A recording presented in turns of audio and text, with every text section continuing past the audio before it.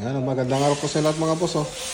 Crossing Malacampa Project Part 17. So ayan, installation na po tayo ng mga modular cabinet tsaka TV console. So update lang po tayo. So ito lang muna yung i-update natin dito sa so may mga ilaw na po yan, ilalagay na lang po yung mga pinlights natin dito sa partition. Okay. So ito yung kitchen, sa may kitchen po tayo yan. Kitchen cabinet, modular. Siyempre modular din. Tapos dito yung sa may bar counter. So yan, yan lang po yung update dito. Sa baka next week matapos na po ito mga boss. So itong project natin mga boss. So makikita nyo po doon sa unang araw po natin dito.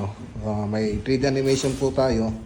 So yun, ito na po siya ngayon. Malapit na magkatotoo yung 3D animation natin. Ayan. So bago natin sinimulan nito, nag-propose po tayo dati ng 3D animation. So makikita nyo yun sa part 1 ng video natin. So yun na, malapit na pong magkatotoo yung 3D animation natin sa part 1. Alright, so ano lang po natin ito, i-update na lang po natin ito sa susunod na video. Magandang araw po sa inyo lahat at God bless.